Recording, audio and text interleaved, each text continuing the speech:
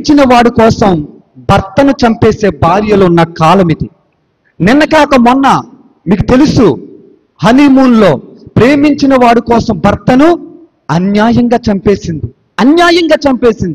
నిజంగా ఆ భర్త, మీరు ఆలోచించండి, కొత్తగా వివాహమైంది, నూతన జీవితం ప్రారంభించామని ఎన్ని కలలు కన్నుంటాడు అమాయకుడు.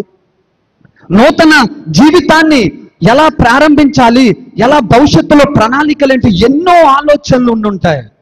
కానీ చూడండి ఎంత అన్యాయం చేసిందండి, ఎంత కీడు చేసింది. ప్రేమించిన వాడి కోసం భర్తను చంపేసింది. గుణం లేని స్త్రీ అండి, గుణం లేదు, వేశ్య, వ్యభిచారి. ప్రేమించిన వాడి కోసం భర్తను చంపేస్తున్న భార్యలున్న సమాజం ఇది. అంతకుముందు వార్తల్లో ప్రేమించిన వాడి కోసం భర్తను చంపేసి కాల్చేసి, ప్రేమించిన వాడి ముఖాన్ని కొద్దిగా కాల్చి ప్లాస్టిక్ సర్జరీ చేయించి ఈమె నా భర్త అని సమాజానికి చూపించింది. మీరు వార్తల్లో చూసుంటారు. తర్వాత ఆ కీడు అన్యాయం బయటకు వచ్చి జైల్లో వేశారనుకోండి.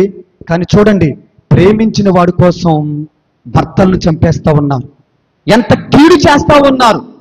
వీళ్ళు గుణవతి అయిన భార్యలు కాదు, గుణం లేని వారు, వేశ్యలు, వ్యభిచారులు.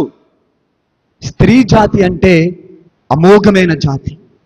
అలాంటి అమోఘమైన జాతిలో ఇలాంటి గుణము లేని వ్యభిచారులు ఉండుట ఎంతో బాధాకరమైన విషయం.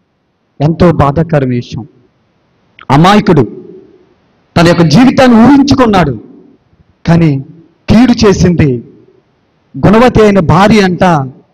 తన యొక్క జీవిత కాలమంతా, తను బ్రతుకు కాలమంతా భర్తకి ఏం చేస్తుందంట?